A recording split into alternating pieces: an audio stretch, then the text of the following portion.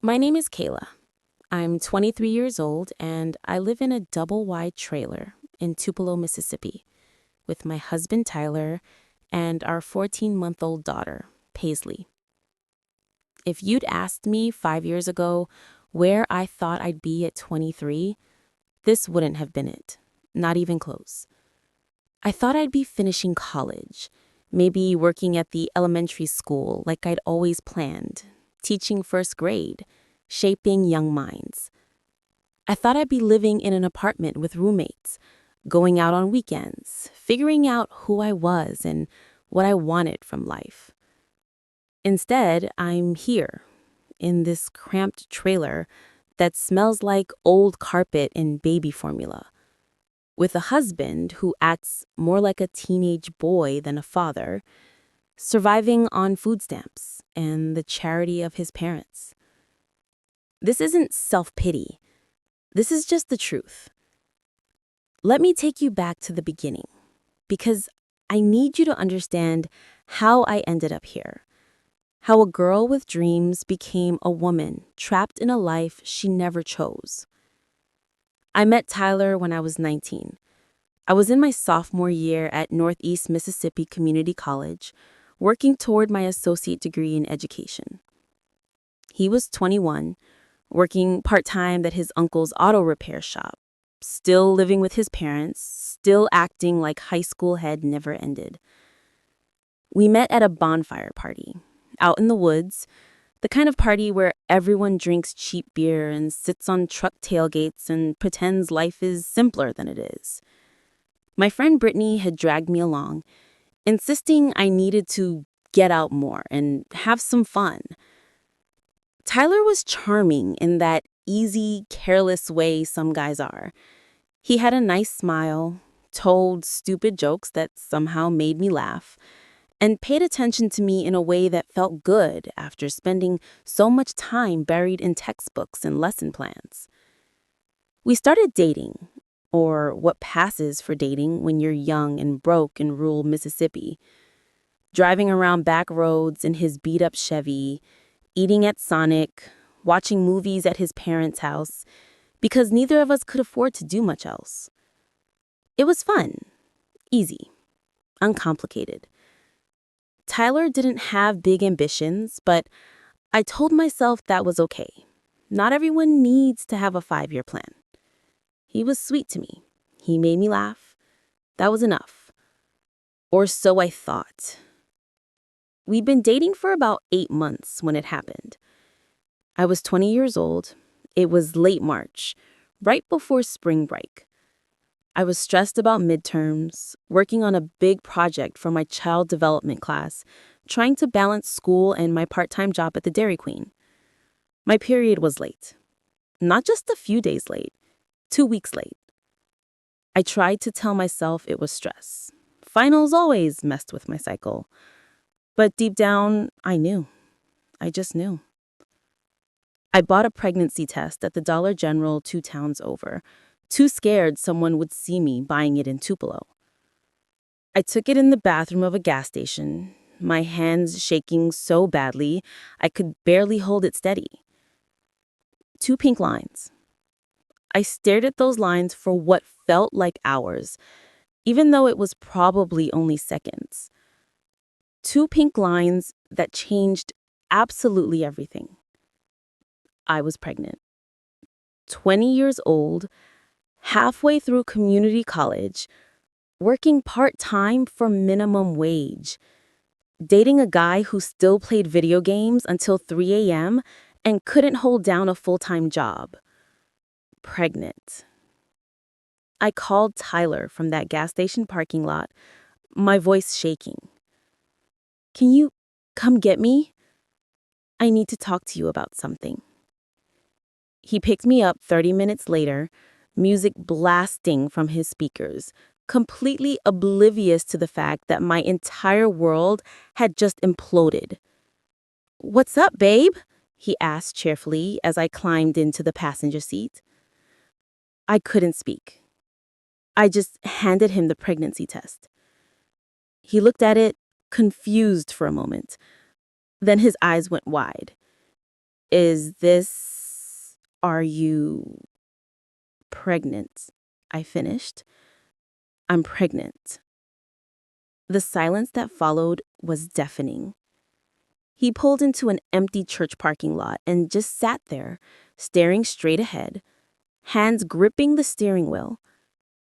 Are you sure? He finally asked. The test is pretty clear, Tyler. But, could it be wrong? I don't think so. More silence. What do you want to do? He asked. And something about the way he said it, like this was my problem to solve, my decision to make, made my stomach turn. I don't know, I whispered. I don't know. We sat in that parking lot for over an hour, talking in circles. I was crying.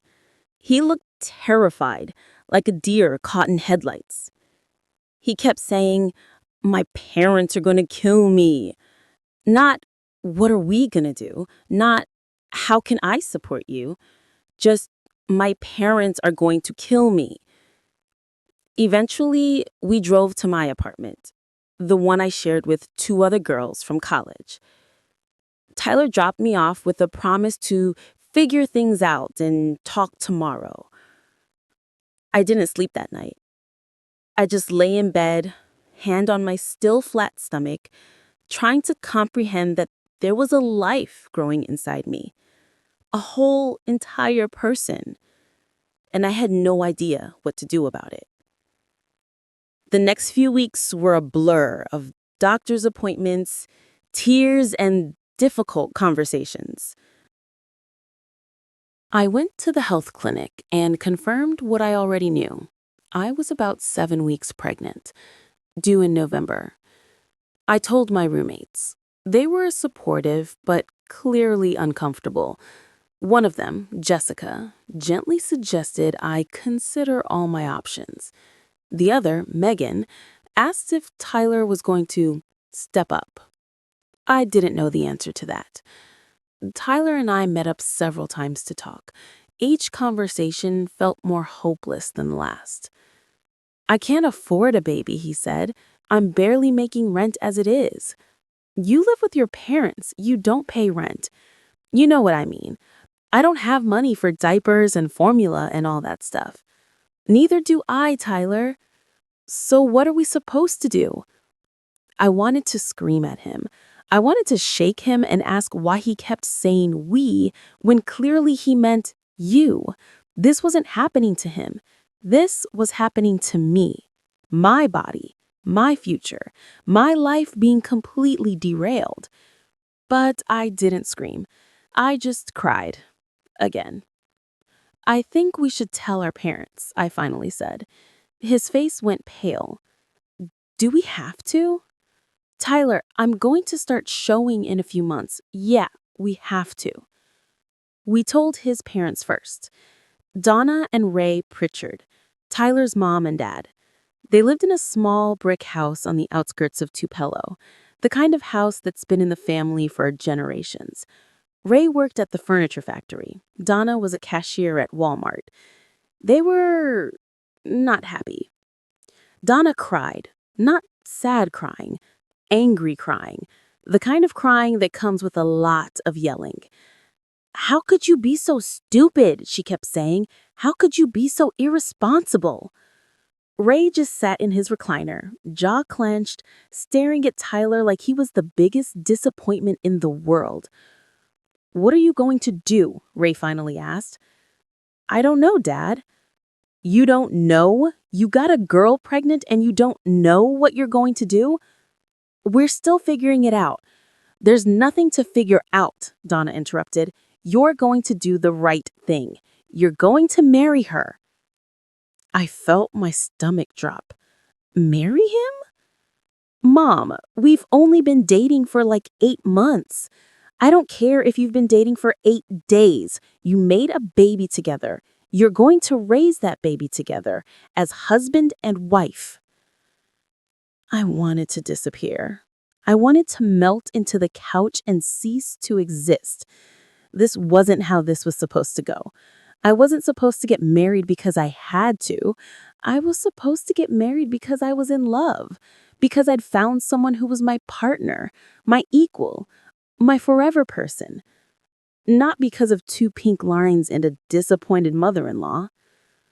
But Donna was insistent, and Ray backed her up, and Tyler just sat there, saying nothing, letting his parents dictate our future. "We'll help you," Donna said, her tone softening slightly. "We'll help with the baby expenses, but you two need to get married. That baby needs a stable home with married parents." I wanted to argue. I wanted to say that a marriage certificate doesn't make a home stable, that forcing two people to get married doesn't guarantee a good life for a child. But I was 20 years old, pregnant, terrified, and I didn't have any better options. So I just nodded. Telling my own parents was somehow worse. My mom cried, the sad kind of crying. She held me while I sobbed and told her I was so sorry for disappointing her. "You didn't disappoint me, baby. I'm just worried about you." My dad was quiet, too quiet. The kind of quiet that meant he was furious, but trying to hold it together. "What's Tyler planning to do?" he finally asked. "We're going to get married." "You're 20 years old, Kayla." "I know, Daddy." "You're supposed to be finishing school, building a life, not getting married because you have to." "I know." "Does he even have a job?" "He works at his uncle's shop. Part-time. He works part-time. How's he going to support you and a baby on part-time work?" "His parents said they'd help." My dad looked at my mom and something passed between them, some wordless conversation that I wasn't a part of. "This is a mistake," my dad said quietly. "Kayla, honey, you don't have to marry him. We'll help you. You can stay here, finish school, raise the baby. You don't have to do this." And God, I wanted to take him up on that offer. I wanted to move back into my childhood bedroom, let my parents help me, figure out a way to still chase my dreams even with a baby. But I was scared. Scared of being a single mom. Scared of the judgment, the whispers, the looks. Scared of doing this completely alone. And Tyler, despite all his flaws, was at least there. He was at least willing to try. Or so I told myself. "I want to marry him." I lied. "I love him. We're going to make this work." My parents didn't believe me. I could see it in their eyes. But they didn't push back. They just hugged me and told me they'd support whatever I decided.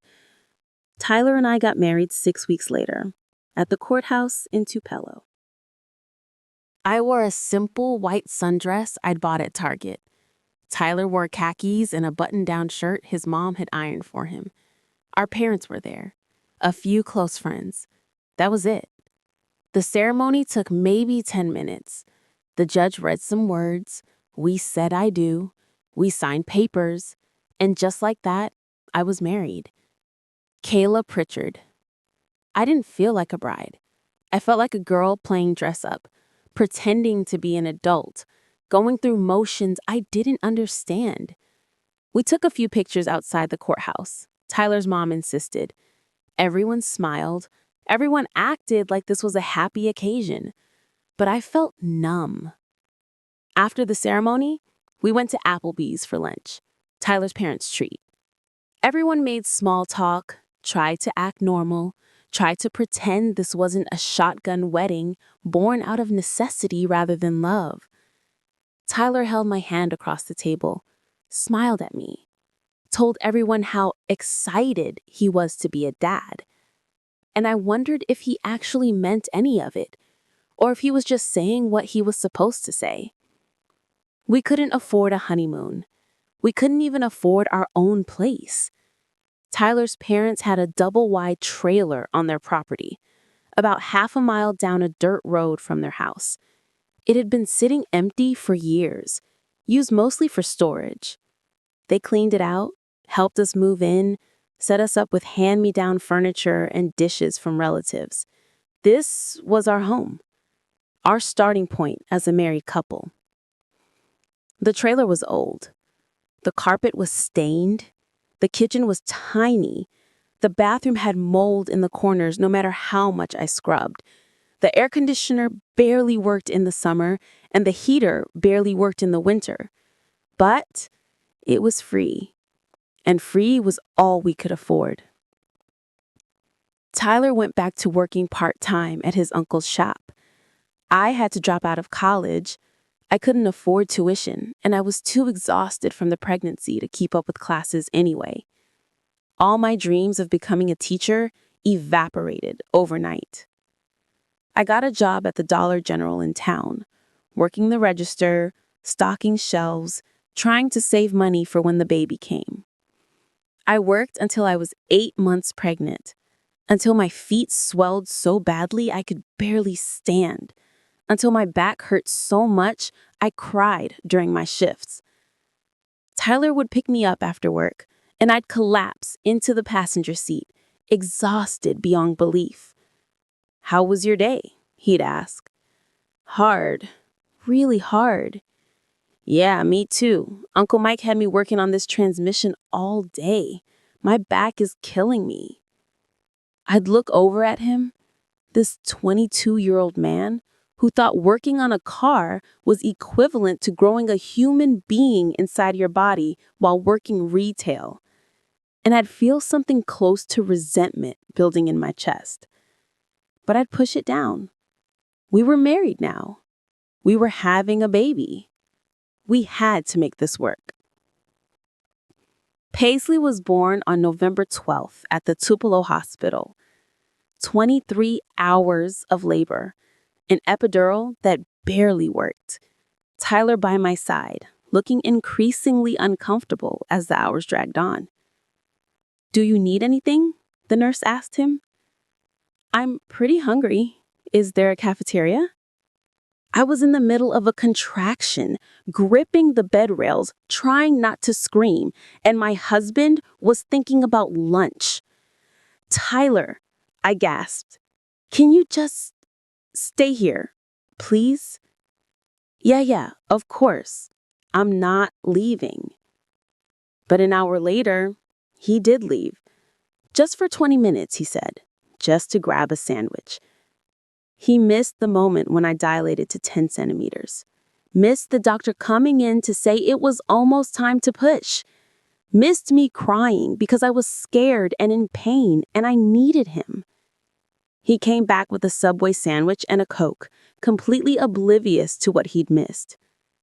"You okay, babe?" he asked, taking a bite. I didn't answer. I just focused on breathing through the next contraction. When it was finally time to push, Tyler held my hand. He said encouraging things.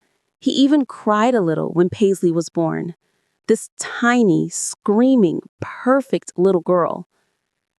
He said, "We did it," kissing my forehead. "We have a daughter." We did it. Like he'd done anything except show up. But I was too exhausted to correct him. Too overwhelmed by the tiny human they just placed on my chest. Too in love with this baby I just met. Paisley Mae Pritchard. 6 pounds, 4 ounces. A full head of dark hair and lungs that could wake the dead. She was perfect. And I was terrified. The first few weeks after we brought Paisley home were the hardest of my life. She cried constantly. Feeding her took an hour. She'd sleep for maybe 2 hours at a time before waking up screaming again. My body was still healing from labor. I had stitches. I was bleeding. Everything hurt. And Tyler? He was useless. "I don't know what she wants," he'd say, holding Paisley at arm's length while she screamed. "She's probably hungry, or needs a diaper change, or wants to be held close, not like a football. Can you just take her? You're better at this." I was better at it because I had to be, because there was no one else. Tyler would hand Paisley back to me and then retreat to the couch, turning on the TV or playing on his phone while I did everything. Everything. I fed her, changed her, rocked her to sleep, woke up every 2 hours through the night, cleaned bottles, did laundry, kept the trailer from falling into complete chaos. Tyler helped sometimes, usually when his mom was around. He'd hold Paisley, change her diaper, act like a doting father. But the moment Donna left, he'd hand the baby back to me and say, "I'm exhausted, I'm gonna take a nap." A nap? While I'd been up since 5 a.m. with a crying baby? "Tyler, I'm tired too," I'd say. "I know, babe, but I worked today. I need to rest so I can work tomorrow." He worked 3 days a week, maybe 20 hours total, and he acted like he was breaking his back to support us. Meanwhile, I was with Paisley 24 hours a day, 7 days a week, with no breaks, no help, no rest. And we were broke, constantly broke. Tyler's part-time job brought in maybe $800 a month. We qualified for food stamps, WIC, Medicaid, every government assistance program available. Tyler's parents helped with bills sometimes, slipping us $100 here or there to keep the lights on. We were surviving, barely, and I was drowning. This was my life at 21 years old, married to a man who acted like a teenager, living in a rundown trailer, raising a baby on food stamps and charity. All my dreams of college, of teaching, of having a career and independence, gone. I'd look at Paisley, at her beautiful little face, her tiny fingers, her sweet smile, and I'd feel this overwhelming love. But I'd also feel something darker, something I was ashamed to admit even to myself. Regret. Not regret about Paisley, never about her, but regret about the choices that led me here. Regret about not being more careful. Regret about saying yes when I should have said no. Regret about the life I could have had if 2 pink lines hadn't changed everything. If you only saw Tyler at family gatherings, you'd think he was the world's greatest father. Last Sunday at his parents' house for dinner, Tyler was all over Paisley. He held her the entire time, bouncing her on his knee, making her laugh, feeding her bites of mashed potatoes, wiping her face with a napkin, acting like the most devoted dad who ever lived. Everyone watched. Everyone commented. "Tyler, you're so good with her," his Aunt Linda said, smiling. "She's my little princess," Tyler replied, kissing the top of Paisley's head. "I'd do anything for this girl." His mom beamed from across the table. "He's always been so nurturing. Even as a little boy, he was so gentle." I pushed food around on my plate and said nothing. Because here's what they didn't see. They didn't see that morning when Paisley woke up at 5:30 a.m. crying because she was teething and miserable. They didn't see me stumble out of bed, exhausted from being up 3 times the night before, while Tyler rolled over and kept sleeping. They didn't see me spend 2 hours trying to soothe her, rocking her, giving her teething gel, walking circles around our tiny living room while Tyler slept until noon. He finally woke up, walked right past me holding our fussy baby, and poured himself cereal without even asking if I needed help. He'd begged me to just hold it for 10 minutes so I could take a shower, and him sighing like I'd asked him to move mountains. "Can't you wait until after she goes down for her nap?" "Tyler, I haven't showered in 3 days." "Fine, Jesus, hand her over." He'd held Paisley for exactly 7 minutes before calling out, "Babe, she's crying again. I think she wants you." Of course she was crying. He was holding her like a sack of potatoes, staring at his phone, making no effort to actually comfort her. I'd taken her back, given up on the shower, and spent the rest of the morning doing what I always do. Everything. But his family didn't see any of that. All they saw was Tyler at the dinner table, cradling Paisley, making her giggle, looking like Father of the Year. This is what my life has become. Tyler performing fatherhood whenever there's an audience, then completely checking out the moment we're alone. Let me give you another example. 2 weeks ago, we went to his cousin Brandon's birthday barbecue. It was a big gathering, probably 30 or 40 people at Brandon's house. Family, friends, kids, everywhere. I was dreading it before we even left. These parties are exhausting. I spend the entire time managing Paisley while Tyler drinks beer and acts like he doesn't have a child. I packed the diaper bag, diapers, wipes, extra clothes, snacks, toys, bottles, everything Paisley might need. Tyler watched me pack from the couch. "You ready?" he asked when I was finally done. "Yeah, can you grab the diaper bag?" "Sure." He picked it up and we headed to his truck.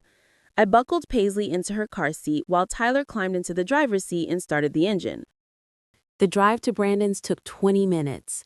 Tyler talked the whole way about how he was going to destroy everyone at Cornhole, about how he hoped Brandon got a keg, about how he needed a day to just relax and have fun. A day to relax? Like every day isn't a day to relax for him? We arrived around 2 p.m. The party was already in full swing, music playing, grills smoking, kids running around the yard. Tyler's family immediately swarmed us. "There's our girl," Donna cooed, reaching for Paisley. I handed her over, grateful for a moment without a baby attached to me. Tyler grabbed a beer from the cooler and joined the cluster of men around the grill. Within minutes, he was laughing, talking, completely absorbed in conversation. I stood there awkwardly until Donna waved me over to where the women were sitting at a picnic table. "Kayla, honey, come sit." I joined them, Donna, Linda, Brandon's wife Amber, a few other women I barely knew. They were deep in conversation about someone at church who'd apparently caused some kind of drama. I had no idea what they were talking about, so I just smiled and nodded. Paisley started getting fussy in Donna's arms. I could tell she was getting tired. It was close to her nap time, and all the noise and people were overstimulating her. "Is she okay?" Linda asked. "Just tired. It's her nap time." "Poor baby. Let me try." Linda took Paisley and started bouncing her, but Paisley's fussing turned into crying. "Here, I'll take her," I said, reaching for my daughter. I walked around the yard with Paisley, bouncing her, trying to calm her down, but she was overtired now, crying harder, her little face red and scrunched up. People kept stopping me. "Is she all right? Does she need to eat? Maybe she's too hot." I tried everything. I offered her a bottle, she pushed it away. I tried her pacifier, she spit it out. I checked her diaper, clean. She was just exhausted and overwhelmed. After about 30 minutes of walking in circles with the screaming baby, Tyler finally looked over. He handed his beer to one of his cousins and jogged over, putting on his concerned face. "What's wrong, baby girl? Why you crying?" "Daddy's here." He held her against his chest, swayed gently, and started humming. Paisley's cries started to soften, not because Tyler had done anything magical, but because she'd been crying for 30 minutes and was exhausting herself. But everyone watched like Tyler had just performed a miracle. "He's so good with her," someone whispered. "What a natural," someone else said. I stood there, arms empty, while Tyler received praise for calming down a baby that I'd been trying to soothe for half an hour. Donna walked over, smiling. "Tyler always had a way with babies. Even when he was little, he was so gentle with his younger cousins." I wanted to laugh or scream, maybe both. Tyler carried Paisley around for the next hour and a half. He showed her the flowers growing along the fence. He introduced her to relatives she'd never remember meeting. He let people take pictures with them, everyone commenting on what a devoted father he was. "Man, you're putting us all to shame," Brandon said, clapping Tyler on the shoulder. "I can barely get my kids to stop screaming when I hold them." "It's all about patience," Tyler said, like he had any idea what patience actually meant, like he wasn't the same man who couldn't hold his daughter for more than 5 minutes at home without complaining. Around 5 p.m., Paisley fell asleep on Tyler's shoulder. He sat down in a lawn chair, carefully adjusting her so she was comfortable, and just held her while she slept. Everyone kept commenting, "Look at him. He won't even put her down so he can eat. That's true love right there. Kayla, you've got yourself a good one." I sat at the picnic table, eating a burger I didn't taste, watching this performance, feeling invisible. Because that's what I was. Invisible. Tyler got all the credit for holding Paisley at a party, for soothing her when she cried, for being a hands-on dad. But I was the one who'd been up with her the night before. I was the one who fed her breakfast, changed her diaper 3 times before we even left the house, packed everything she'd need. I was the one who did this every day, all day, without praise or acknowledgement. But no one saw that. No one commented on that. They only saw Tyler in this moment, and in this moment, he looked perfect. When we finally left around 7 p.m., everyone hugged us goodbye. "You two are such great parents," Linda said. "That baby is so lucky to have you both," Amber added. Tyler smiled, thanked them, acted humble and grateful. The moment we got in the truck, he handed Paisley to me. "Can you buckle her in? I'm exhausted." Exhausted. From holding a sleeping baby for 2 hours while sitting in a lawn chair. I buckled Paisley into her car seat without a word. On the drive home, Tyler talked about how fun the party was, how he'd won 3 games of cornhole, how good the ribs were. He didn't ask how I was, didn't acknowledge that I'd spent most of the party walking around with the crying baby while he drank beer, didn't even notice that I'd barely eaten, barely sat down, barely had a moment to breathe. When we got home, Tyler went straight to the couch. "I'm beat," he said, turning on the TV. "What a day." What a day. Like he'd done anything except perform for an audience. I carried Paisley inside, changed her diaper, put her in her pajamas, gave her a bottle, rocked her to sleep. Tyler fell asleep on the couch before I even got Paisley into her crib. This is my life. Tyler plays devoted father at parties while everyone applauds. Then we come home and he disappears. Goes back to sleeping until noon, playing video games, acting like Paisley is my responsibility and my responsibility alone. But try explaining that to anyone. Try telling his mother that her nurturing son hasn't changed a diaper in 2 weeks. Try telling his aunt that the patient father she prays can't handle 10 minutes alone with his daughter without calling for me. They wouldn't believe it because they've seen him at parties. They've seen the performance. And the performance is all that matters. A few days after the barbecue, I ran into Amber at the Dollar General. She was in the checkout line behind me. "Kayla, hey!" "Hey, Amber." That party was so fun, wasn't it? And Tyler was just precious with Paisley. Brandon was so impressed. He was saying on the way home that he needs to be more like Tyler. I smiled tightly. "Yeah. You're so lucky, you know. Not all men step up like that. My brother has 2 kids and barely even looks at them. But Tyler, he's the real deal." "Mm-hmm. Y'all are doing such a good job. Paisley's a lucky girl." I paid for my groceries, formula, diapers, a frozen pizza, and left without saying much else.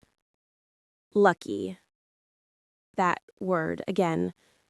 I sat in my car in the parking lot for a few minutes, hands gripping the steering wheel, trying not to cry. Because here's the truth no one wants to hear. I'm not lucky. I'm trapped. Trapped with a man who only fathers when people are watching.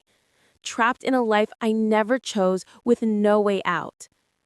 And everyone around me thinks I should be grateful. Paisley is 14 months old now, and she's starting to walk.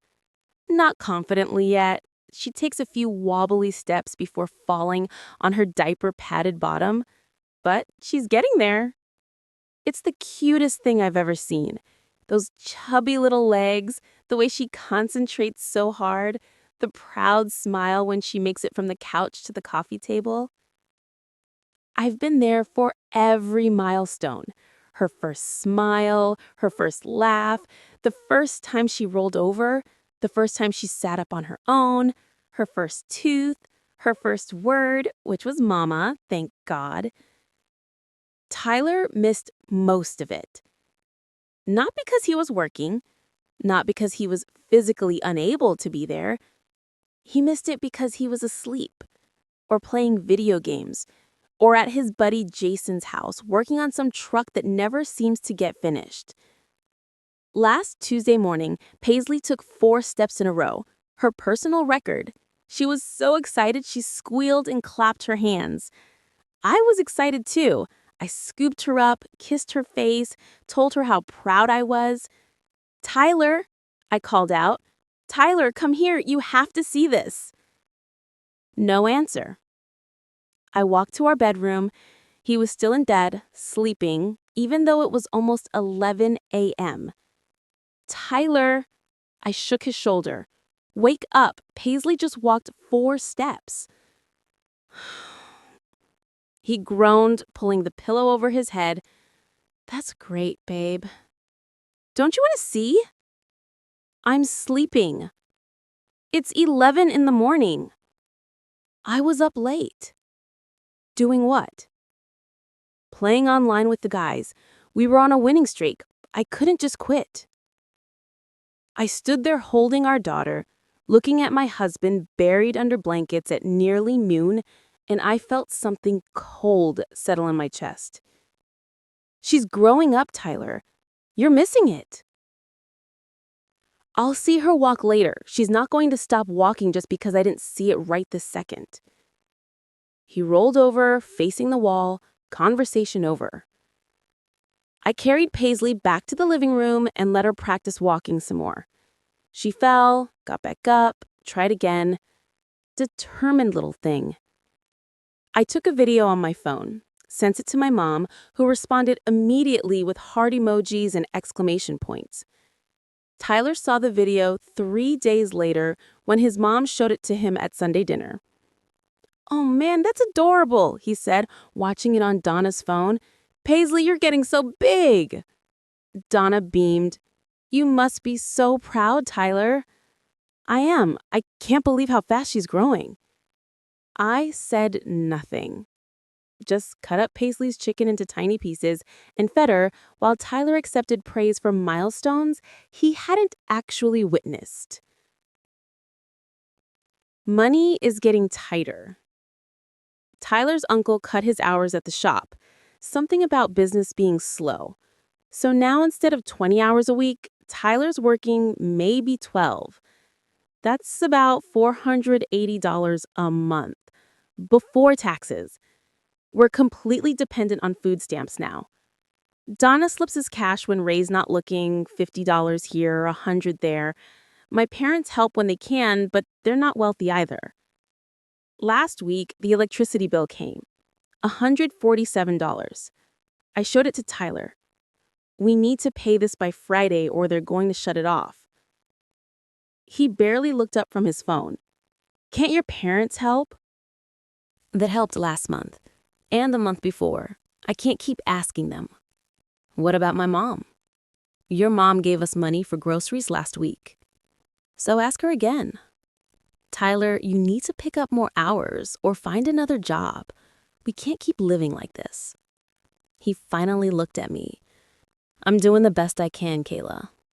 "Are you?" "Because you slept until 1 today. You could have been out looking for work." "There's no work around here. You know that." "The chicken plant is always hiring." His face twisted. "I'm not working at the chicken plant." "Why not?" "Because it's disgusting, and the hours suck, and it doesn't pay that much anyway." "It pays more than 12 hours a week at your uncle's shop." "I don't want to talk about this right now." "When do you want to talk about it, Tyler? When they shut off our electricity? When we can't afford diapers?" He stood up, grabbing his keys off the counter. "I'm going to Jason's." "Are you serious right now?" "I need to clear my head. You're stressing me out." And he left. just walked out the door, while I stood there holding an unpaid electric bill and our daughter. I called my dad that night, asked if he could loan us $150. "Of course, sweetheart," he said immediately, but I could hear the worry in his voice. "Is Tyler working?" "Not as much as he should be." Silence on the other end. Then, "Kayla, you know you and Paisley can always come home, right? Your mom and I have been talking and—" "I know, Daddy. Thank you. But I'm okay. We're okay." Another lie. I was getting good at those. He brought the money by the next day. Didn't say anything about Tyler's truck being gone in the middle of the afternoon. Just hugged me, kissed Paisley, and told me to call if I needed anything. I paid the electric bill online that night while Tyler was still at Jason's. He came home around midnight, smelling like beer and cigarettes. "Where were you?" I asked from the couch where I'd been watching TV with the volume low so I wouldn't wake Paisley. "Jason's. I told you." "For 8 hours?" "We were working on his truck." "Did you eat? There's leftovers in the fridge." "Nah, we ordered pizza." Of course they did. We couldn't afford to pay our electric bill without borrowing money from my dad, but Tyler could chip in for pizza at Jason's. I didn't say anything. I was too tired to fight. He kissed the top of my head on his way to the bedroom. "Night, babe." "Night." I sat there in the dark for another hour, listening to him snore, wondering how we got here. Tyler's cousin Brandon is having another barbecue this weekend. Tyler's already talking about it. "It's going to be huge," he said this morning over cereal, the only meal he ever makes for himself. Brandon's getting a keg, and they're setting up a volleyball net. "Sounds fun," I said flatly, feeding Paisley her oatmeal. "You okay?" "I'm fine." "You don't sound fine." I looked at him. Really looked at him. This 23-year-old man-child sitting at our kitchen table, eating Frosted Flakes at 1 p.m., excited about a keg and volleyball, like he doesn't have a daughter, or responsibilities, or a wife who's drowning. "I'm just tired, Tyler." "You should take a nap." "When?" "When exactly should I take a nap?" "Paisley doesn't nap anymore unless I'm holding her, and when she's awake, she needs constant attention. So when would you suggest I sleep?" "I don't know. I'm just saying, you seem tired." "I am tired. I'm exhausted. I'm exhausted all the time because I'm doing everything by myself." "That's not fair. I help." I laughed. Actually laughed. "When? When do you help?" "I help all the time. I held her at church last Sunday." "For 20 minutes, while I taught her Sunday school class that I volunteered for because you refused to do anything at church except sit in the pew." "I changed her diaper on Saturday." "Once. You changed 1 diaper on Saturday. I changed 7. He stood up, dumping his bowl in the sink without rinsing it.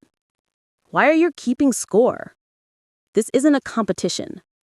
"You're right. It's not a competition. Because if it was, you'd be losing spectacularly." "Jesus, Kayla, what do you want from me?" "I want you to act like a father. I want you to wake up before noon and actually spend time with your daughter. I want you to get a real job so we're not living on food stamps and handouts from our parents. I want you to do something, anything, besides sleep and play video games and hang out with Jason." His jaw clenched. "I'm doing the best I can." "No, you're not. You're doing the bare minimum. And even that feels like pulling teeth." We stared at each other across our tiny kitchen.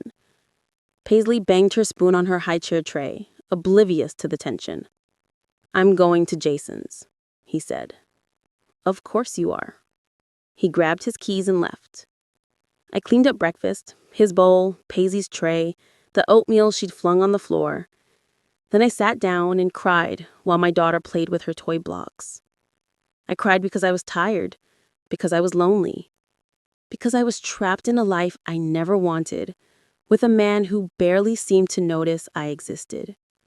And I cried because I didn't know what to do about any of it. Paisley crawled over and pulled herself up on my legs. looking at me with those big brown eyes. "Mama sad?" she said. I wiped my tears and picked her up, holding her close. "Mama's okay, baby. Mama's okay."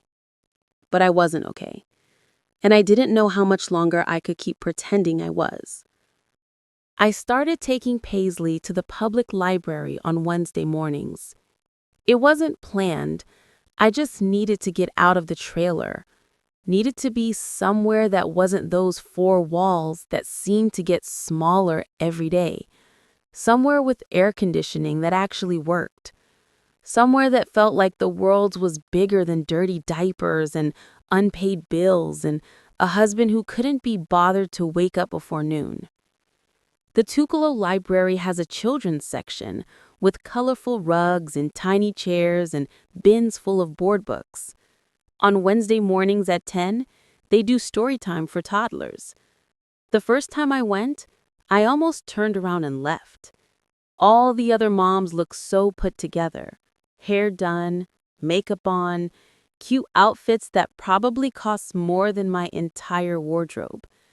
They chatted with each other like old friends, laughing about play dates and preschool applications and swim lessons at the country club.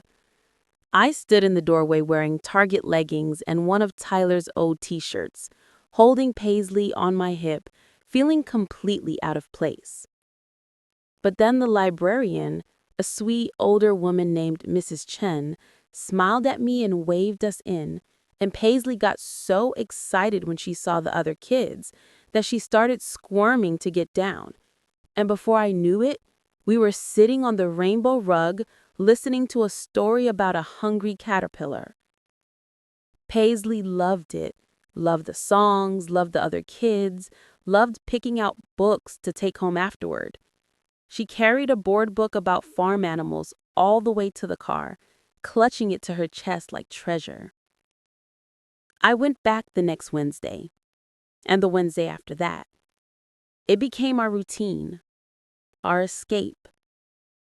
Tyler never asked where we went on Wednesday mornings. He was usually still asleep when we left and playing video games when we got back.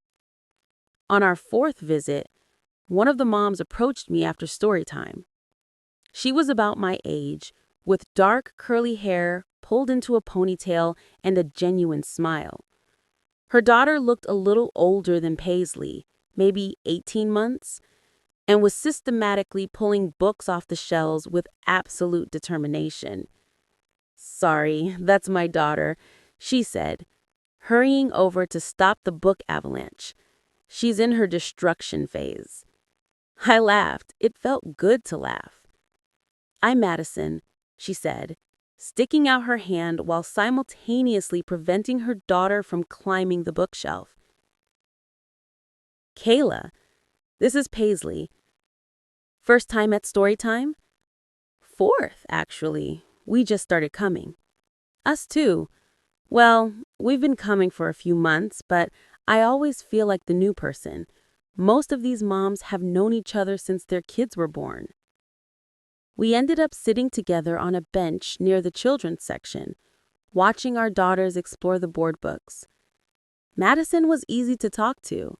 She didn't ask nosy questions or make judgments.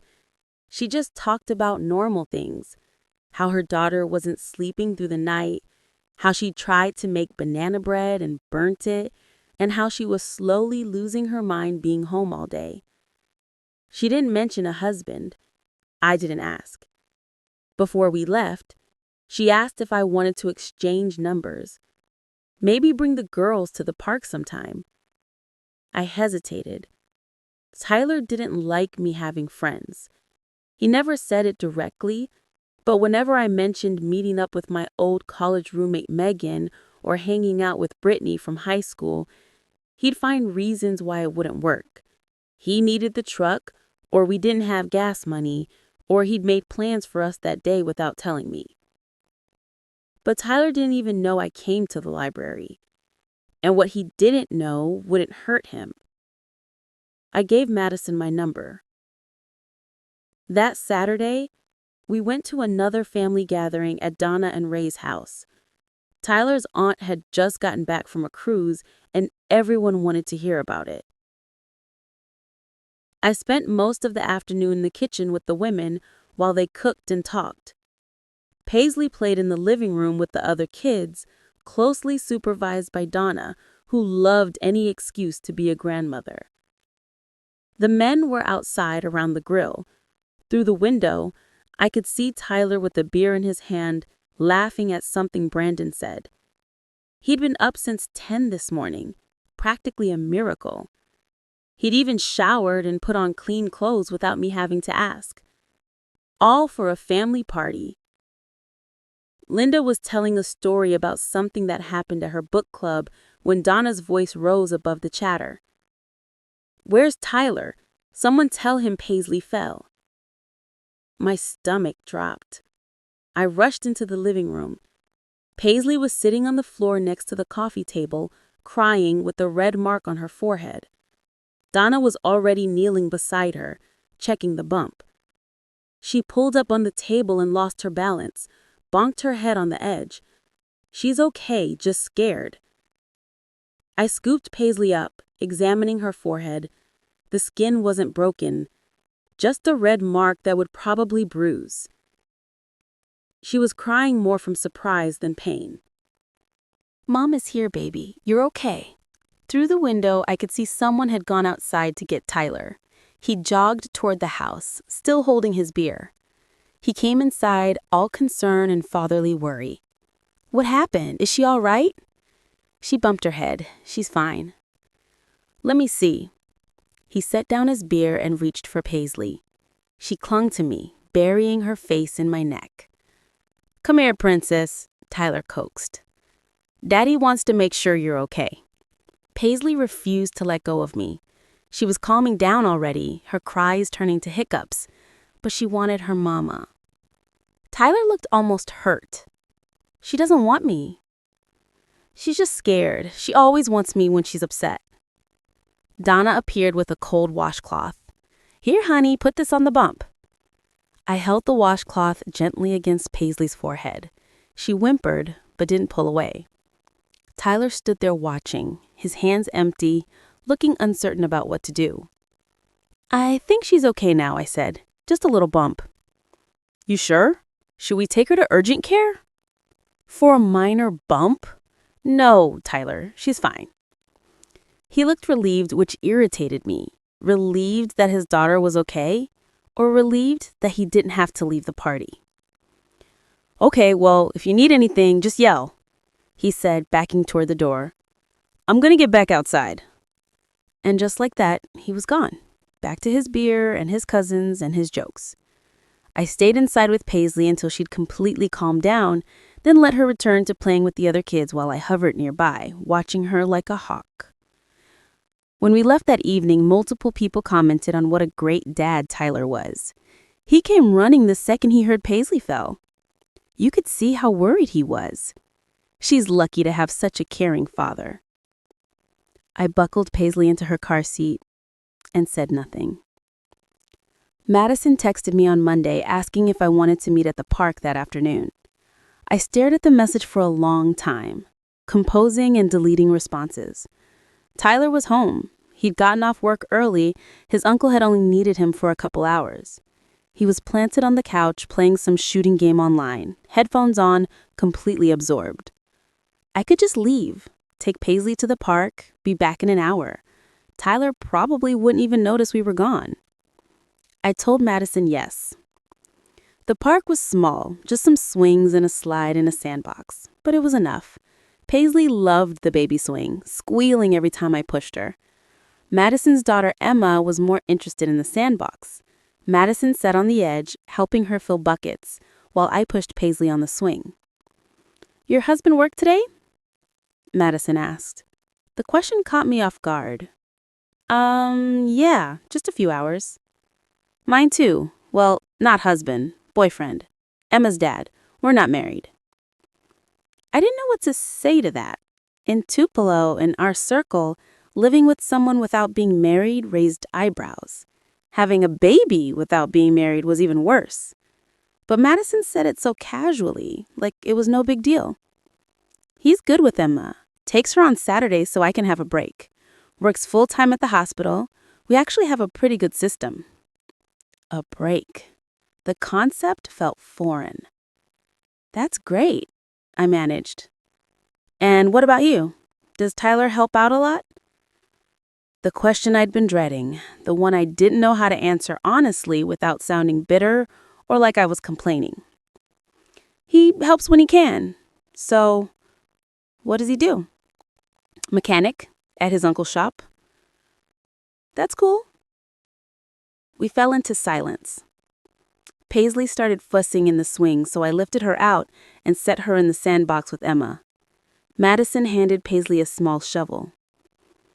Do you ever get time for yourself, like to just breathe?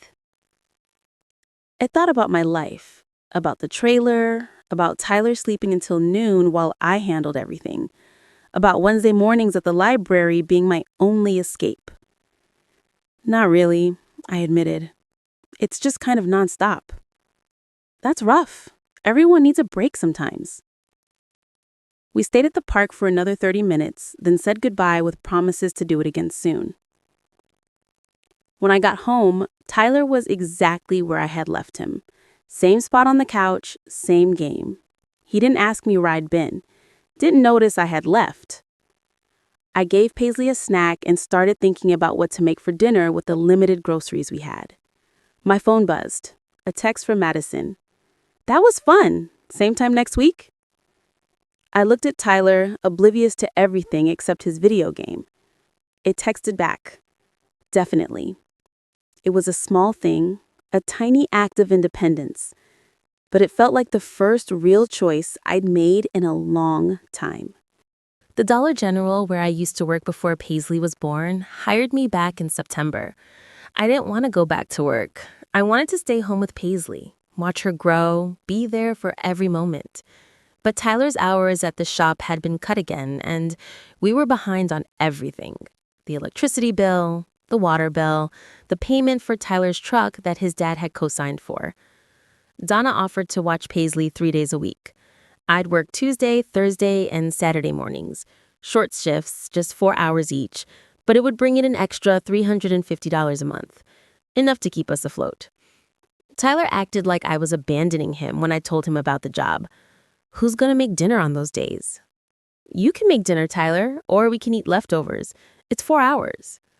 And I'm supposed to just watch Paisley by myself on Saturdays? No, your mom is watching her. You don't have to do anything. He'd grumbled about it, but hadn't tried to stop me. Probably because he knew we needed the money. Probably because he didn't want to admit out loud that his part-time job wasn't supporting his family.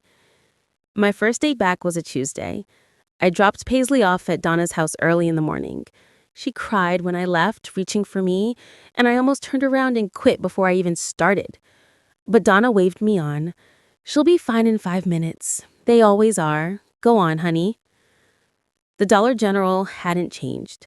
Same fluorescent lights, same smell of cheap air freshener, same layout I could navigate with my eyes closed. My manager, Carol, was the same too.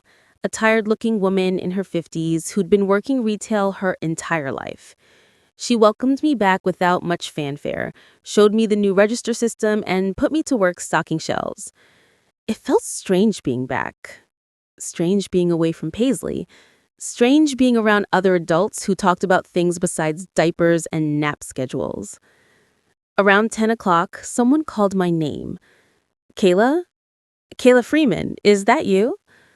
I turned around. It took me a second to place him. He looked different than I remembered. Taller somehow, though that didn't make sense. More filled out. He wore scrubs and had a stethoscope hanging around his neck.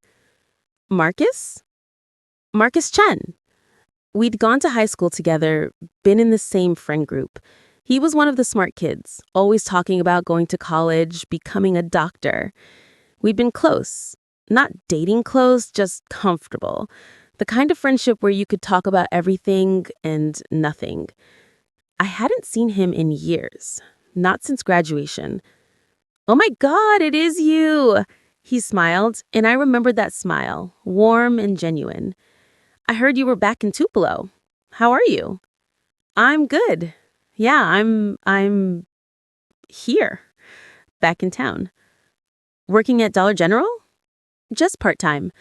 How about you? You're obviously not a doctor yet if you're shopping here at 10 in the morning on a Tuesday. He laughed. Nursing student, actually, at Ole Miss. I'm home for a few days helping my mom. She had knee surgery last week. Mrs. Chen, of course. That's why I've been seeing her at the library story times.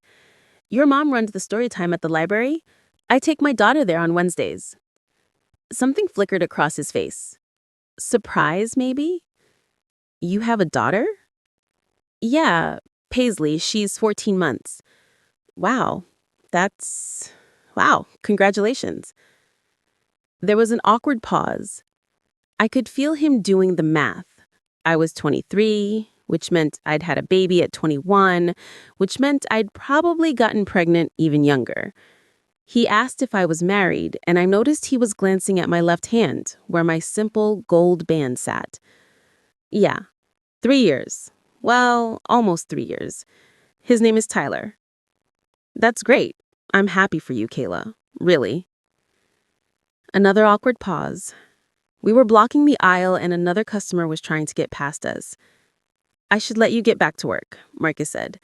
But hey, maybe I'll see you at story time tomorrow. My mom's been making me take Emma, that's my niece, while she recovers. Emma? Madison's daughter. Which meant Madison was Marcus's sister. The pieces clicked together in my head. Madison had mentioned her brother was in nursing school, that he came home sometimes to visit. I just hadn't connected the dots. Yeah, definitely. We'll be there. He smiled again. Great. It was really good seeing you, Kayla. You too, Marcus. I watched him walk away, then went back to stocking shelves. But my mind was somewhere else entirely. Marcus Chen. The boy who let me copy his history notes when I overslept, who'd driven me home from school when my car broke down junior year, who told me I was smart enough to do anything I wanted with my life. I hadn't thought about him in years. Hadn't thought about that version of myself, the girl with plans and dreams and a future that looked different than this. Wednesday morning, I was nervous going to story time. I'd spent extra time getting ready. Actually put on jeans instead of leggings, brushed my hair, even added a little mascara. Then I felt ridiculous for trying so hard and almost wiped it off. Tyler was still asleep when we left. He'd stayed up until 4 a.m. playing games with his online friends. I'd given up asking him to come to bed at a reasonable hour. Marcus was already at the library when we arrived, sitting on one of the small chairs with Emma on his lap. He looked completely out of place. This tall guy in his early 20s folded onto furniture meant for toddlers, but he was reading to Emma like it was the most natural thing in the world. He saw me and waved. Madison arrived a few minutes later, looking frazzled. Sorry I'm late. Overslept. Marcus, thank you so much for bringing Emma. Did she give you any trouble? She was perfect. We got donuts on the way. Of course you did. You're going to rot her teeth and spoil her, and then I'm the bad guy when I say no to sugar. The sibling dynamic was obvious. The teasing, the comfort, the ease. Marcus just grinned and shrugged. Story time started.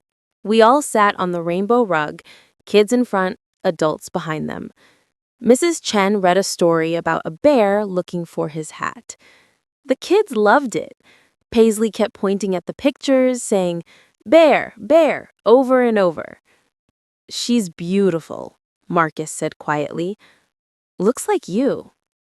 Thank you. Does your husband ever come to these? The question caught me off guard. Tyler?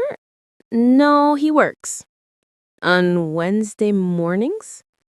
Sometimes his schedule varies. It was a lie. Tyler's schedule didn't vary. He worked whenever his uncle called him in, which was less and less these days. But the real reason Tyler didn't come to story time was because Tyler had never asked about story time, had never shown interest in this part of Paisley's week. probably didn't even know we came here. After story time ended, the three of us, me, Marcus, and Madison, ended up sitting at one of the library tables while the girls played nearby with blocks. "So, you two know each other?" Madison asked, looking between us. "High school. We were friends." "Good friends," I added. "Marcus basically saved my GPA in history class." "Only because you saved mine in English. I could solve equations all day, but analyzing symbolism in The Great Gatsby? Forget it." We fell into easy conversation. Marcus talked about nursing school, about his clinicals at the hospital, about wanting to specialize in pediatrics eventually. Madison talked about her job at the bank, about how she was trying to save money to move out of their parents' house. And I talked about Paisley, about her first steps, about how she was starting to say more words, about the funny things she'd done yesterday with her toy blocks. I didn't talk about Tyler, didn't mention the trailer or the food stamps or the constant worry about money. Didn't mention that my husband spent more time sleeping than he did with his daughter. For an hour, I got to be someone else. The old Kayla. The one who had friends and conversations and a life beyond laundry and dishes. When it was time to go, Marcus walked us to my car. Tyler's old truck, actually, which I'd borrowed because Tyler was still asleep and wouldn't need it. "This was nice, catching up," he said, while I buckled Paisley into her car seat. "Yeah, it was.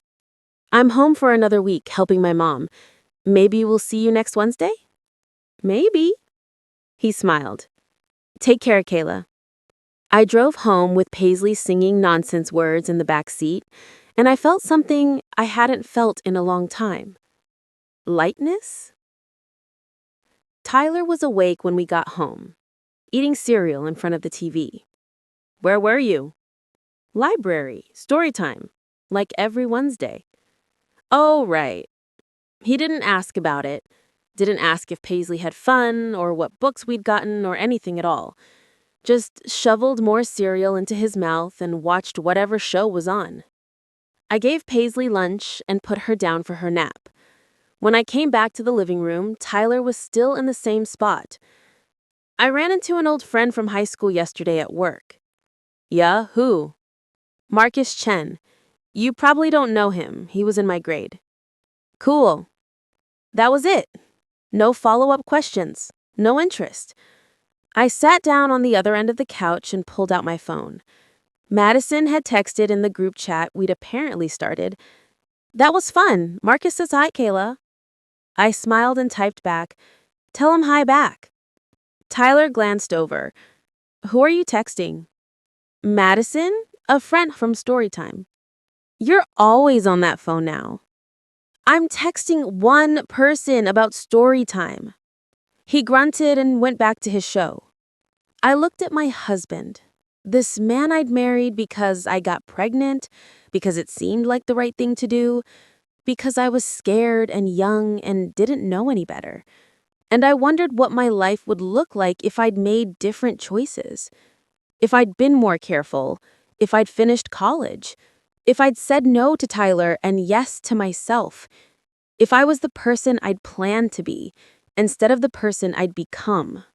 My phone buzzed again. Another text from Madison. "Marcus wanted your number but was too chicken to ask. Is it cool if I give it to him? Just as friends. He's trying to reconnect with old high school people while he's home." I stared at the message for a long time. Tyler's snoring drifted from the bedroom. He'd moved from the couch to take another nap, even though he'd only been awake for 3 hours.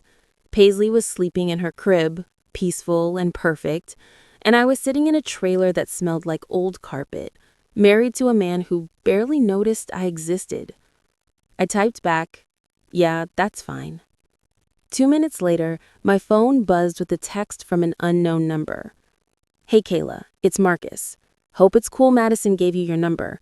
Would love to catch up more if you're free sometime. Coffee?" I read the message 3 times. Coffee. Just coffee. Just 2 old friends catching up. Nothing wrong with that. Tyler's snoring got louder. I typed, "Sure, when?" Marcus and I met for coffee that Friday afternoon at the small cafe downtown. I'd told Tyler I was meeting Madison to look at some used baby clothes she was selling. He hadn't questioned it, hadn't even looked up from his phone when I said I was leaving.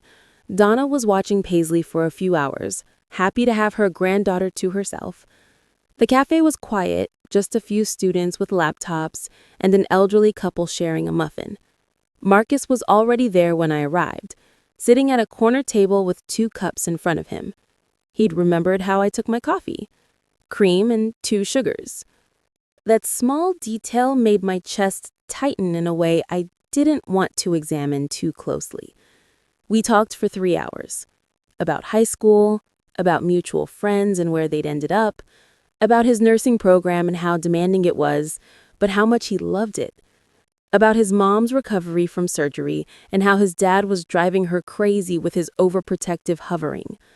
I told him about Paisley, about her personality, how determined she was, how she'd started climbing everything, how she loved music and would dance anytime she heard a song, about the library story times and the park visits and the small joys of watching her discover the world.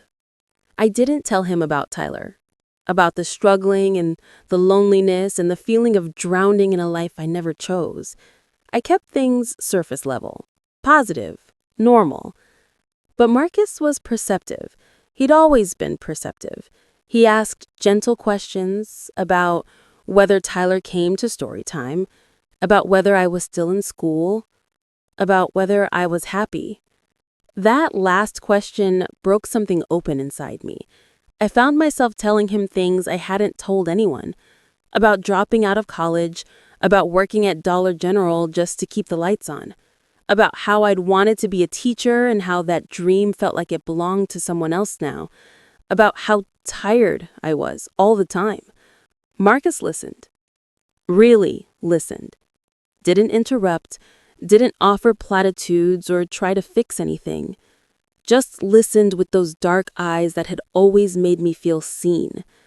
When we finally left the cafe, the sun was setting. Marcus walked me to my truck and hugged me goodbye. A quick, friendly hug that somehow felt like the most human contact I'd had in months. I drove home feeling lighter and heavier at the same time. Over the next 2 weeks, Marcus and I texted regularly. Nothing inappropriate, just messages about our days. He'd send pictures of funny things that happened during his clinical rotations. I'd send videos of Paisley doing something cute. We'd make plans to meet at story time or the park with Madison and Emma. Tyler never asked about my texts or where I was going. He was too absorbed in his own world of video games and hanging out with Jason to notice that I was building a life outside our trailer. I started looking forward to Wednesdays, to seeing Marcus at the library, to the easy conversation and the way he actually asked follow-up questions about things I'd mentioned before, about feeling like a person instead of just someone's mother or someone's wife. Madison noticed, though. One afternoon at the park, while the girls played in the sandbox, she brought it up. She told me that Marcus talked about me, that he'd mentioned how good it was to reconnect, that he'd always had a crush on me in high school but had been too shy to say anything.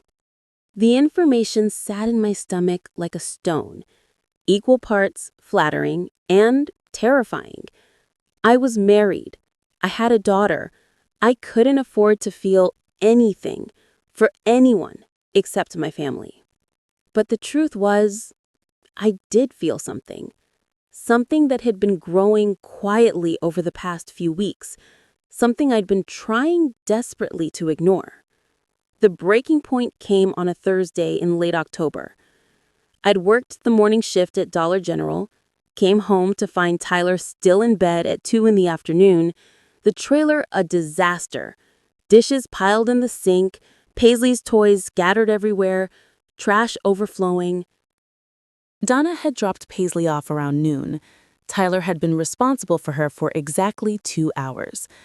I found my daughter sitting in her playpen in a soaked diaper, crying while Tyler slept 10 feet away. Something inside me snapped. I'd spent years making excuses, years telling myself he was trying, years convincing myself that this was just how marriage was, hard and unfair and exhausting. But watching my baby sit in her own waste while her father slept in the middle of the afternoon because he'd been up until dawn playing video games, that was the moment I knew. I couldn't do this anymore. I changed Paisley's diaper, fed her lunch, cleaned up the trailer while she ate, and then I packed a bag. Tyler woke up around 4, wandered into the living room, saw me putting clothes into a duffel bag.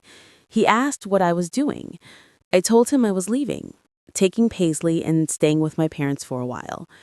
He looked genuinely confused, asked why, asked what he'd done wrong. The question was so absurd, I almost laughed. What had he done wrong? Everything. Nothing. Just failed to show up for the life we'd built together. Failed to be a partner. Failed to be present. I didn't say all that. I just told him I couldn't do this anymore. That I was exhausted and alone and needed space to figure things out. He tried to argue, said I was overreacting, said he'd been tired because of work, said he'd do better. I'd heard those promises before. After every fight, after every disappointment, always the same words with no follow-through. I told him I'd be in touch about arrangements for him to see Paisley. Then I picked up my daughter, grabbed our bags, and walked out. He called after me from the doorway of the trailer. I didn't turn around. My parents' house felt like stepping back in time. My childhood bedroom was exactly as I'd left it. Same lavender walls, same white furniture, same quilt on the bed. Mom had kept it as a guest room, but hadn't changed anything. They welcomed us without judgment. My dad carried our bags upstairs while my mom held Paisley and told me everything would be okay. That first night, I slept in my old bed with Paisley beside me in a portable crib my parents had borrowed from a neighbor. I stared at the ceiling I'd stared at as a teenager and wondered how I'd ended up right back where I started. Except I wasn't the same girl who'd left this room. I was a mother now. A wife, technically, though I wasn't sure for how much longer. Someone who'd had dreams and let them die quietly. Tyler texted me 17 times that first night, apologizing, begging me to come home, promising to change, saying he loved me and missed us. I didn't respond. The next morning, I texted Marcus, told him I'd left Tyler, that I was staying with my parents for a while, that I probably wouldn't be at story time for a bit. He called me within minutes. His voice was gentle, concerned. He asked if I was okay, if Paisley was okay, if there was anything he could do. I told him I was fine, just needed time to figure things out. He said he understood, said he was there if I needed anything, said I was brave for making a hard choice. No one had called me brave in a long time. I stayed with my parents for 3 weeks. During that time, Tyler came by twice, both times orchestrated by Donna, who seemed determined to fix her son's marriage without actually addressing why it had fallen apart. The first visit was awkward. Tyler brought flowers, grocery store roses that were already wilting. He held Paisley for 20 minutes while she squirmed to get back to me. He apologized again, made more promises. I listened without committing to anything. The second visit was different. He'd clearly prepared, had a whole speech about how he'd realized what he'd lost, how he was going to get a full-time job, how he'd be more present, how he wanted his family back. It might have worked a few months ago, before I'd remembered what it felt like to have conversations with someone who actually listened, before I'd remembered that I was more than just Tyler's wife or Paisley's mother. I told him I wasn't ready to come back, that I needed more time. He left looking defeated. Part of me felt guilty, but a bigger part felt relieved. Marcus came by my parents' house on a Saturday afternoon in November. He'd brought books for Paisley, board books about animals and colors and shapes, said he'd seen them at the bookstore and thought of her. We sat on my parents' back porch while Paisley played in the yard with her new books. The November air was cool, but not cold. Leaves scattered across the grass in shades of orange and brown. Marcus told me about his plans after graduation, about the pediatric residency programs he was looking at, about wanting to work somewhere that made a difference. I told him I'd been thinking about going back to school, about finishing my degree somehow, about teaching still felt like something I wanted even if it seemed impossible now. He didn't tell me it was impossible, didn't point out all the obstacles, just asked what my first step would be and listened while I thought out loud about community college classes and night school and online programs. The conversation drifted into comfortable silence. Paisley brought him one of her new books, and he read it to her with different voices for each animal. She giggled and demanded he read it again.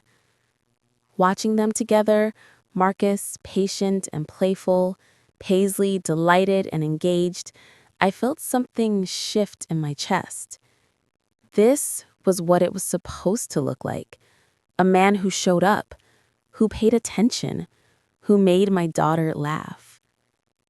When Marcus left that evening, he hugged me goodbye. Longer than last time. His hand lingered on my shoulder, and when he pulled back, his eyes searched mine. I knew what he was asking without words. I wasn't ready to answer. Not yet. My life was too complicated, too messy. I was still legally married, still figuring out how to be on my own. But for the first time in years, I felt possibility stretching out in front of me. Not just survival, not just getting through each day. Actual possibility. In mid-November, I told Tyler I wanted a separation. Not divorce yet, just space. Time apart to figure out what I really wanted. He cried. Actually cried. Begged me to reconsider. But something had changed in me. I'd remembered what it felt like to breathe, to have friends, to make choices for myself. I couldn't go back to that trailer. Couldn't go back to being invisible. Tyler agreed to the separation. What choice did he have? We worked out an arrangement. He could see Paisley every Sunday afternoon. Donna would supervise the visits at her house. He'd pay child support, $50 a week, which was basically nothing, but it was all he could afford. The first visit happened the Sunday before Thanksgiving. I dropped Paisley off at Donna's house at 2, told Tyler I'd be back at 5. I spent those 3 hours at the library with Marcus. Not the children's section, the quiet section of stairs where college students studied and the only sound was pages turning and keyboards clicking. We sat at a table by the window. Marcus worked on a paper for his nursing program. I filled out financial aid forms for community college classes starting in January. Every so often, our eyes would meet across the table. He'd smile. I'd smile back. Nothing happened. We didn't hold hands or confess feelings or cross any lines. But sitting there in the afternoon light, working toward our separate futures while occupying the same space, it felt like the beginning of something. Something real. Something good. Something I was finally ready for.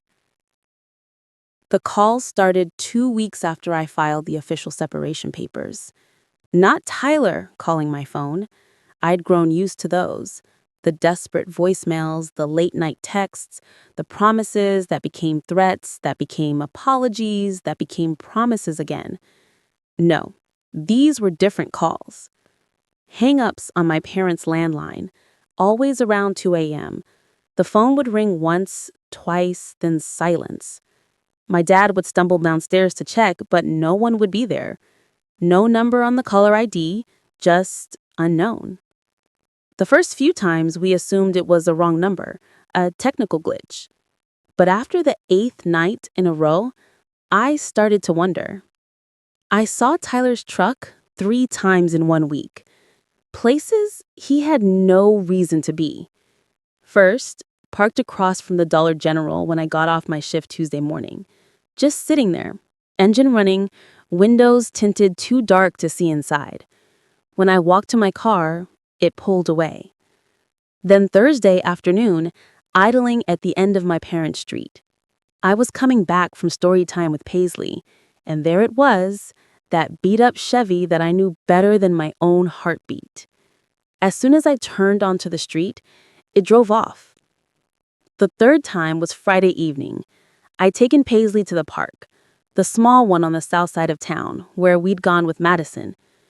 His truck was in the parking lot when we arrived, empty. I scanned the playground, the walking path, the pavilion. No sign of Tyler. I buckled Paisley back into her car seat and left. "Mama, go?" she asked, confused. "We just arrived." "Change of plans, baby." I called Marcus from the car. My hands were shaking so badly I could barely hold the phone. "He's following me," I said when he answered. "Tyler. He's following me." "Where are you right now?" "I'm leaving the park on Oakdale. He was there. His truck was there." "Did you see him?" "No, just his truck." A pause, then, "Come to my parents' house, right now. Don't go home yet." Marcus was waiting in the driveway when I pulled up. The sun was setting, casting long shadows across the lawn. Mrs. Chen stood in the doorway, arms crossed, watching. I got out of the car, lifted Paisley from her seat. Marcus approached slowly, like I was something breakable. "You're sure it was his truck?" "I've been married to him for 3 years. I know his truck." Okay. He ran a hand through his hair. "Have you told your parents?" "Not yet. They're already worried enough." "Kayla, if he's following you..." "I don't know that he is. Maybe I'm being paranoid. Maybe it's a coincidence." But I didn't believe that. And from the look on Marcus's face, he didn't either. Mrs. Chen invited us inside. She took Paisley to the living room, set her up with toys and snacks, gave us space to talk in the kitchen. Marcus sat across from me at the table, the same table where I'd done homework with him 10 years ago, where everything had been simple and safe. "Has he threatened you?" Marcus asked quietly. "Not exactly. He keeps saying he's not going to lose his family, that we belong together, that I'm making a mistake." "That's not the same as threatening." "No, but it doesn't feel safe either." Marcus's jaw tightened. "I think you should document everything. Every call, every sighting, every weird thing that happens, just in case." "In case of what?" He didn't answer directly, just said, "I don't trust him, Kayla, and I don't think you should either." That night, after I'd returned to my parents' house and put Paisley to bed, I sat in my old bedroom and went through my phone. 17 missed calls from Tyler in the past week. 23 text messages. Most of them said the same things in different words. "I love you. Come home. Paisley needs her father. You're making a huge mistake. We can work this out. I've changed. Give me another chance." But buried among the pleas were other messages, darker ones. "You can't just take my daughter away from me. I know you've been spending time with that nursing student. People talk. You think you're better than me now? This isn't over, Kayla. Not even close." I screenshotted everything, sent the screenshots to my email, backed them up to a cloud drive Marcus had helped me set up, just in case. Sunday came. Tyler's scheduled visit with Paisley at Donna's house. I drove there at 2 o'clock, Paisley in her car seat, her diaper bag packed with everything she'd need for 3 hours. Tyler's truck was already in the driveway, so was Ray's. Good. I preferred when Ray was there to supervise. Donna opened the door before I could knock. She looked tired, more tired than usual. "How is she?" Donna asked, reaching for Paisley. "Good. She had lunch already. There's a snack in the bag if she gets hungry." "Thank you, honey." Tyler appeared behind his mother, He looked different, thinner, dark circles under his eyes. His hair was longer, unwashed. He smiled when he saw Paisley, but the smile didn't reach his eyes. "Hey, princess," he said softly. Paisley buried her face in my neck. She used to reach for Tyler without hesitation. Now she clung to me. "She's shy today," I said, even though we both knew that wasn't true. I handed Paisley to Donna instead of directly to Tyler. She took her inside, leaving Tyler and me standing on the porch. "Can we talk?" Tyler asked. "We're talking right now.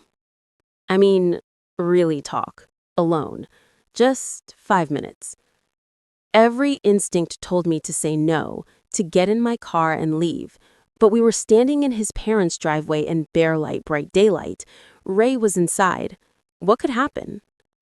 5 minutes, I said.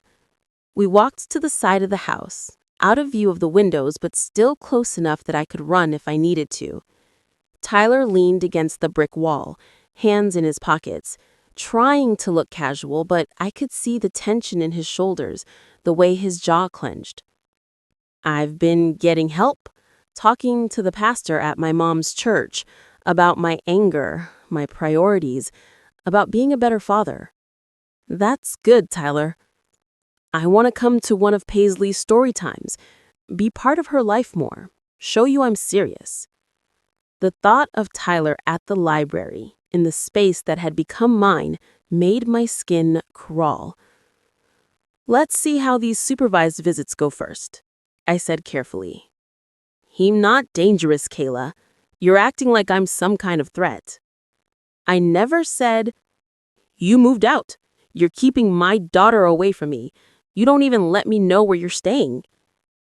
You know where I'm staying. I'm at my parents' house." "And you think I don't know you're seeing someone else?" There it was, the accusation I'd been waiting for. "I'm not seeing anyone, Tyler. That nursing student, Marcus, I know you've been with him. He's a friend. We went to high school together. Friends don't look at each other the way you two do." My heart was pounding now. "Have you been watching me? I have a right to know who's around my daughter." "That's not what I asked." Tyler pushed off the waddle, took a step closer. Not threatening exactly, but not comfortable either. I held my ground. "I love you. I know I messed up. I know I wasn't the husband you needed.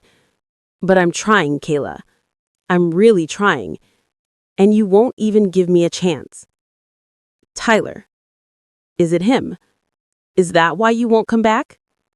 "This has nothing to do with Marcus." "Then what? What do I have to do? I'm working full-time now. I got a job at the chicken plant, making real money. I can support us." I didn't know he'd gotten a job at the chicken plant. That was new. Maybe he was trying, but trying now after I'd left wasn't the same as trying when it mattered. "I need time," I said. "That's all I can tell you right now." "How much time?" "I don't know." "Months? Years?" "Tyler, I don't—" He interrupted.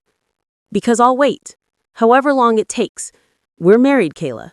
We made vows. We have a daughter. That means something." He looked at me with those blue eyes that had once made me feel something close to love. Now, I just felt tired. "I should go," I said. "Will you think about it? About us trying again?"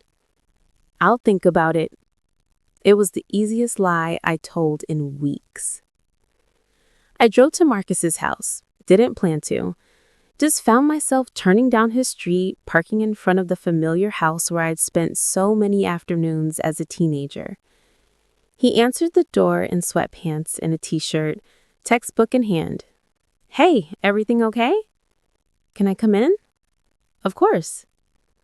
His parents weren't home. Madison was at work.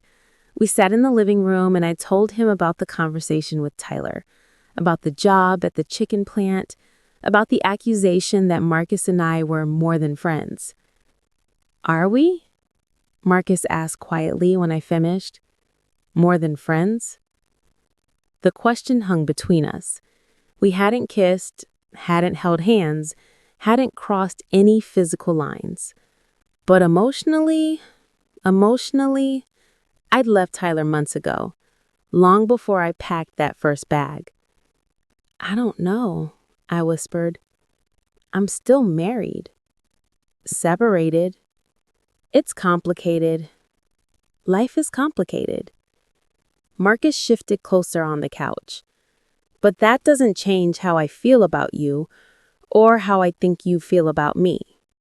Marcus, you don't have to say anything right now. I'm not asking you to. I just want you to know that when you're ready, if you're ever ready, I'm here. Not as a rebound or a distraction, but as someone who sees you, who has always seen you. My eyes burned with tears I refused to let fall. Tyler said he'd wait for me, however long it takes. That's his choice, but you're allowed to make yours. The hang-up calls continued every night, always at 2 a.m., always unknown number. On the 5th consecutive night, my dad unplugged the landline entirely. If it's important, they can call your cell, he said. But my cell stayed silent, just the landline, just the middle of the night. Coincidence? Maybe. Or maybe Tyler was sending a message. I know where you are. I know when you sleep. I started sleeping with my door locked. Wednesday morning, story time at the library. I almost didn't go.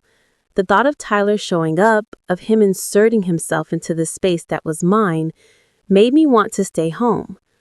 But I refused to let fear control me, refused to let him take this away. Marcus was already there when we arrived. He saw my face and immediately stood up. You okay? Fine, just didn't sleep well. The phone calls again? I nodded. Mrs. Chang called everyone to the reading rug. Paisley toddled over, plopped down next to Emma. The two little girls had become best friends, always sitting together, sharing toys, babbling their toddler language that only they understood. I sat on the floor behind Paisley. Marcus sat next to me. Halfway to the story, I felt his hand cover mine. Warm, steady. I should have pulled away. Should have reminded him that I was still married, still figuring things out, still not ready. But I didn't. I laced my fingers through his and held on. Tyler called me at 11 p.m. that night. I almost didn't answer, but something told me I should, that ignoring him would make things worse. Hello? You were with him today. His voice was flat. Wrong. With who? Don't play dumb, Kayla. I took Paisley to story time, like I do every Wednesday. And he was there. Marcus? Yes, his niece. I don't care about his niece. I care about my wife holding hands with another man. My blood went cold. How do you know we held hands? Silence. Then, people talk. Who talks, Tyler? Who saw us? Does it matter? Yes, it matters. Were you there? At the library? Were you watching? I'm allowed to be at the library. It's a public place. Oh God, he was there, somewhere in that building, watching, and I hadn't seen him. You're following me, I said, my voice shaking now. I'm protecting my family. From what? From you making a mistake you can't take back. Tyler, this isn't okay. You can't. Sunday. I'm picking Paisley up at your parents' house. Not at my mom's, at your house. I want to talk to your dad, man to man. No, the agreement is supervised visits at your mom's. I'm her father. I have rights. and I'm her mother, and I said no. Then I'll see you in court." He hung up. I sat on my bed, staring at my phone, hands trembling. This was escalating. I could feel it. The calls, the following, the anger barely contained in his voice. Something was going to break. I just didn't know when. I texted Marcus. He was at the library today, watching us. He knows we held hands. The response came within seconds. "I'm coming over." "It's midnight. My parents are asleep." "I don't care. I'm coming over." 20 minutes later, there was a soft knock on the front door. I went downstairs, opened it, to find Marcus standing on the porch in sweatpants and a jacket, keys in hand. "You drove over here at midnight?" "You sounded scared." "Of course I drove over." We sat on the porch steps talking in whispers so we wouldn't wake anyone up.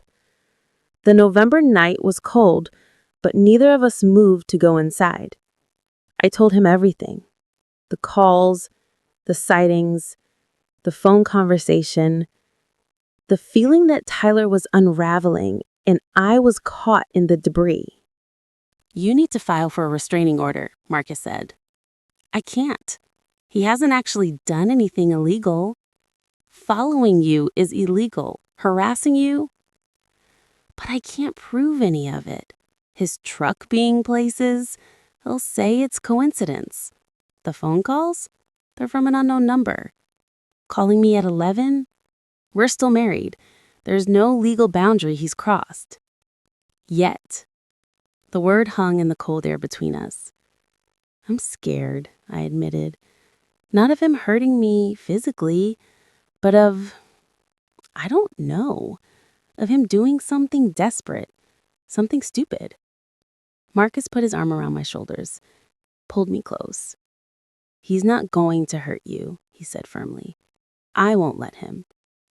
"You can't promise that." "Watch me." We sat there until 2 a.m., the time when the landline would have rung if it had been plugged in. I imagined Tyler somewhere, phone in hand, calling the number he'd memorized, letting it ring once, twice, just to remind me he was thinking about me. "I see you," the call said. "I'm watching. I'm waiting." Marcus didn't leave until 3 a.m. Didn't want to leave at all, but I insisted. My parents couldn't wake up and find him here. Couldn't give Tyler any ammunition. "Call me if anything happens," he said at the door. "Anything. I don't care what time it is." "I will." He hesitated, then leaned in and kissed my forehead. Soft, brief, safe. But it felt like everything. Sunday came too quickly. Tyler was supposed to pick up Paisley at 2 p.m. at Donna's house, like always. But he'd said he was coming to my parents' house instead. I called Donna Saturday night. "Did Tyler tell you he's changing the pickup location?" "No." She sounded confused. "He didn't mention anything. He called me this week, said he's coming to my parents' house tomorrow, that he wants to talk to my dad." A long pause. "Honey, I don't think that's a good idea." "I don't either. Can you talk to him?" "I'll try." But Sunday at 1:45 p.m., there was a knock on my parents' front door. I looked out the window, Tyler's truck in the driveway. My dad was already at the door, opening it before I could stop him. "Tyler," my dad's voice was cold. "The agreement was visits at your mother's house." "I want to talk to you, sir, about Kayla and Paisley, about our family." "This isn't the time." "It's never the time. She won't answer my calls, won't talk to me. I'm asking you, as her father, to help me." I appeared at the top of the stairs, Paisley on my hip. Tyler saw us and his whole face changed, softened. "Hey, princess," he said to Paisley. "Daddy missed you." Paisley turned her face into my neck. "Tyler, you need to leave," I said. "You can see Paisley at your mom's house." That's the agreement. I just want to talk. Leave. Now. Or I'm calling the police. Something flashed across his face. Anger, hurt, something darker I couldn't name. You'd really do that? Call the cops on me in front of our daughter? If you don't leave, yes. My dad stepped forward, putting himself between Tyler and the staircase. You heard her, son. Time to go. Tyler looked at my dad, then at me, then at Paisley. For a moment, I thought he might argue, might push past my dad and try to take her. But then his shoulders slumped. He nodded, turned toward the door. This isn't over, he said quietly. We're not over. He laughed, but I didn't breathe easy until I heard his truck pull out of the driveway. My dad locked the door, then locked the deadbolt, then checked all the windows. I'm calling Ray. This has gone far enough. Ray came home that evening. Had a long talk with my dad in the kitchen while my mom and I sat in the living room with Paisley. I couldn't hear everything, but I caught pieces. Not himself lately, worried about him, getting help, needs time. When they finished, Ray came to talk to me. He looked older than usual, tired in a way that went beyond physical exhaustion. Tyler's going through something. I don't know what exactly, but he hasn't been right since you left. Not sleeping, barely eating, obsessing over you and Paisley. That's not my responsibility, Ray. I know. I'm not saying it is. I'm asking you to be patient with him. He loves you. He loves his daughter. He's just lost right now. Lost people don't follow their wives. Don't call in the middle of the night. Don't show up when they're told not to. Ray didn't have an answer for that. I'll talk to him. Make sure he respects the boundaries, stays at his mama's house for the visits, gives you space. Thank you. He left.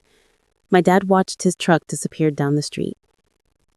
You thinking about getting that restraining order? Dad asked. I don't know. Maybe. Sooner might be better than later, sweetheart. That night, Marcus called. How did it go with Tyler? I told him everything. The unexpected visit, Ray's conversation, the feeling that things were spiraling. I'm worried about you, Marcus said. I'm worried about me too. Stay with me. The offer caught me off guard. What? My parents' house. We have a guest room. You and Paisley could stay here for a while, just until things calm down. Marcus, I know it's complicated. I know we're whatever we are, but that guest room has a lock on the door. My dad's a light sleeper. You'd be safe here. People would talk. Let them talk. I thought about the trailer, about my childhood bedroom, about all the places Tyler knew to find me.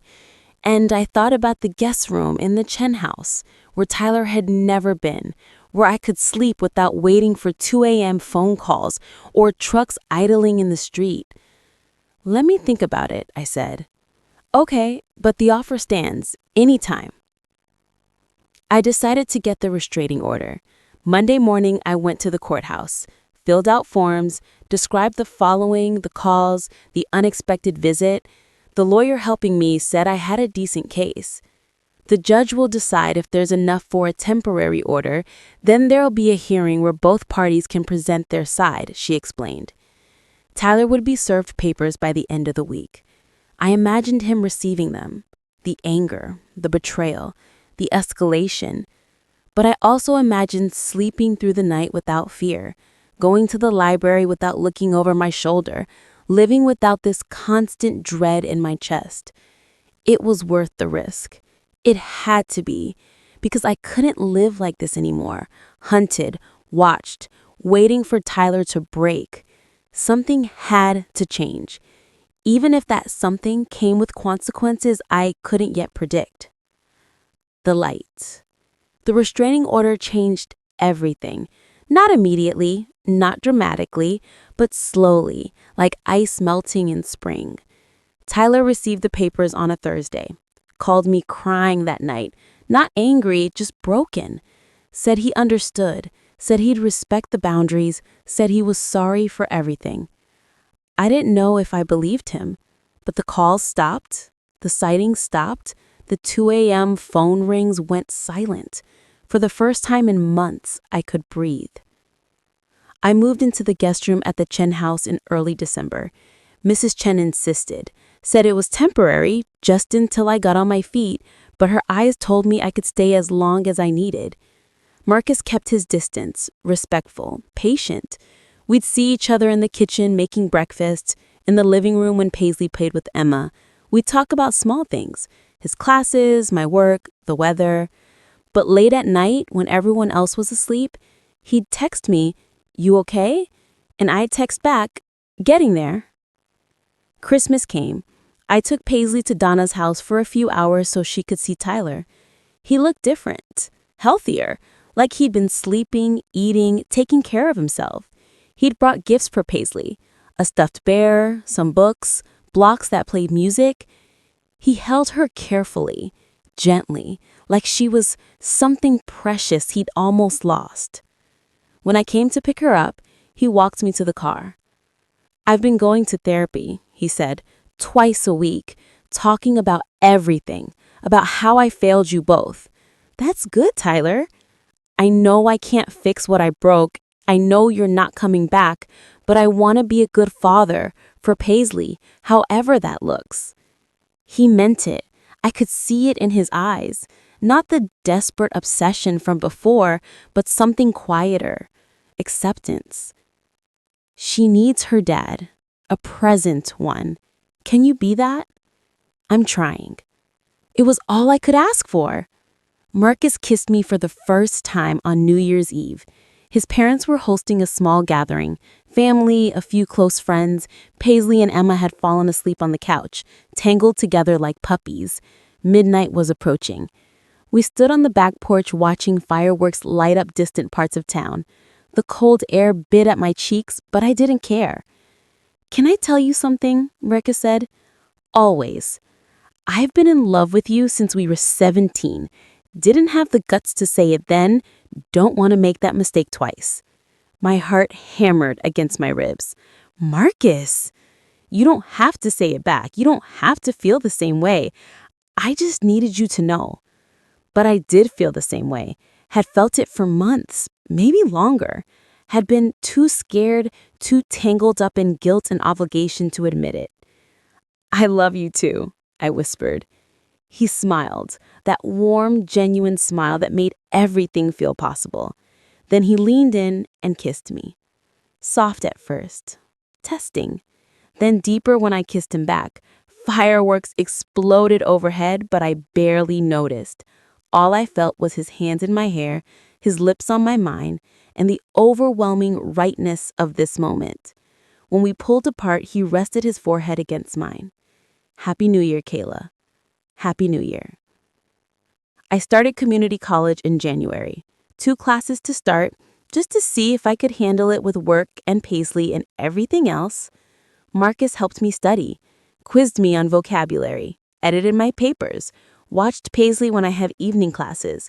He was there, consistently. Without being asked, without expecting praise, he just showed up. Every single day. In March, Tyler saw us together at the grocery store. Marcus was pushing the cart with Paisley in the seat, making her laugh while I compared prices on chicken breasts. We looked like a family, because we were becoming one. Tyler stopped at the end of the aisle, watching. For a moment, I thought he might make a scene, might say something cruel or bitter, but he just nodded, a small acknowledgement, then turned and walked away. Later that week, he texted me, "He's good with her. I can tell. I'm glad she has that." It was the most generous thing he'd ever said to me. Marcus graduated from nursing school in May, got a job at the Tupelo hospital in the pediatric unit. His dream. We celebrated at his parents' house. Cake, champagne, too much food. Paisley wore a tiny graduation cap Mrs. Chen had made for her. Emma tried to eat hers. That night, after everyone had left, Marcus found me in the kitchen washing dishes. He wrapped his arms around me from behind, chin resting on my shoulder. "Move in with me," he said. "I already live here." "No, I mean really move in, with me. I got approved for an apartment, 2 bedrooms. Nothing fancy, but it's ours if you want it." "Are you sure?" I've never been more sure of anything. People will talk. Let them talk. We moved in together in June, a small apartment on the edge of town with windows that let in morning light and a kitchen where Marcus taught Paisley to make pancakes on Saturday mornings. Tyler came to pick Paisley up one weekend and saw the apartment, saw the bedroom I decorated for her with stars on the ceiling and books on every shelf, saw the photos on the fridge, Paisley and Emma at the park, me and Marcus at his graduation, all of us at the lake. "You did good, Kayla. This is good for her." "Thank you." He loaded Paisley's overnight bag into his truck. He'd moved into his own place, too. A small house he rented with money from the chicken plant. Had a room set up for Paisley with a crib and toys. Was learning to cook meals that weren't cereal. He was trying. Really trying. And I could see it. I found out I was pregnant in August. 2 pink lines. Again. But this time, everything was different. I told Marcus immediately. Didn't wait. Didn't worry. Just walked into the living room where he was reading to Paisley and said, "I'm pregnant." He looked up, blinked, then broke into the biggest smile I'd ever seen. "Really?" "Really." He scooped up Paisley, held her while he kissed me and said, "We're having a baby, princess. You're going to be a big sister." Paisley didn't understand, but she clapped anyway because we were smiling. That night, after Paisley was asleep, Marcus held me close. "Are you scared?" he asked. "Terrified." "Me too. But the good kind of terrified." "Is there a good kind?" "Yeah, the kind where you're scared because you want something so much, because it matters." He was right. This mattered. This baby. This family we were building from broken pieces and second chances. I told Tyler about the pregnancy in September, over coffee at a neutral location, the diner downtown where neither of us felt ownership. He was quiet for a long time after I told him, just stirred his coffee, staring at the swirls. "You happy?" he finally asked. "Very." "Then I'm happy for you." He looked up, and I saw he meant it. Paisley talks about Marcus all the time. Marcus read me a book. Marcus took me to the park. Marcus made funny voices. She loves him. He loves her too. Treats her like his own. I know. And I'm grateful, really, that she has that. I wasn't a good husband, Kayla, wasn't a good father for a long time, but I'm trying to be better for her. I can see that. Does she call him Dad? The question I'd been dreading. No, she calls him Marcus. She knows you're her dad. Relief washed over his face. Good, that's good. We finished our coffee, talked about custody schedules and holidays and how we'd navigate this new normal. It wasn't perfect, but it was respectful, honest, kind. It was enough. The baby came in March.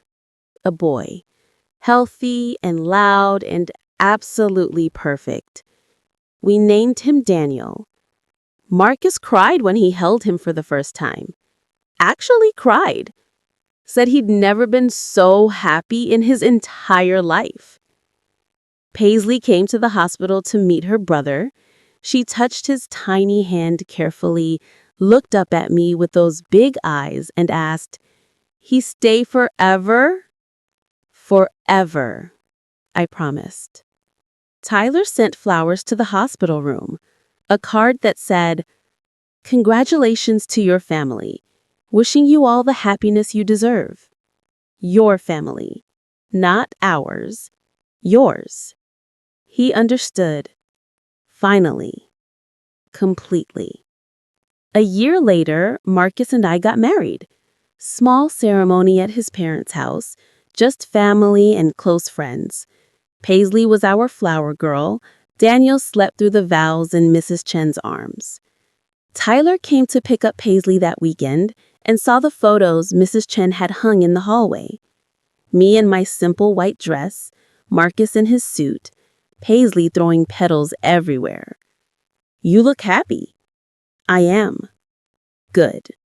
He picked up Paisley, headed toward his truck, then stopped. Turned back. I'm sorry it couldn't be us, but I'm glad it's him. It was the closure I didn't know I needed. Now, 2 years later, I watch Marcus chase Paisley around the backyard while Daniel toddles after them on chubby legs. The apartment is gone.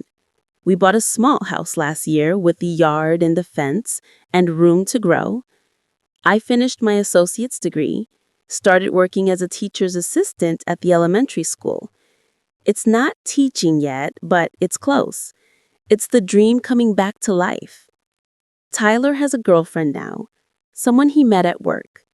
She's kind to Paisley during his weekends.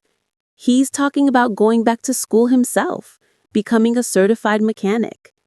He's building a life too, different than what we had, better for who he's becoming.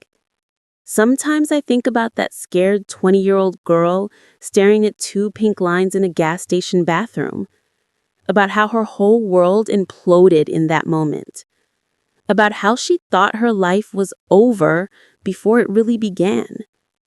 But she was wrong. It wasn't over. It was just starting. Sometimes the life we plan isn't the life we get. Sometimes we have to lose everything to find what we really needed. And sometimes, if we're very, very lucky, we get a second chance to choose differently. I chose Marcus. I chose myself. I chose the future I'd given up hope for. And every single day I wake up grateful that I did. In the backyard, Marcus catches Paisley and swings her around while she shrieks with laughter. Daniel claps his hands, wanting his turn. This is my family. Messy, blended, imperfect, and absolutely beautiful. This is my life. Not the one I expected, but the one I fought for. And it's everything.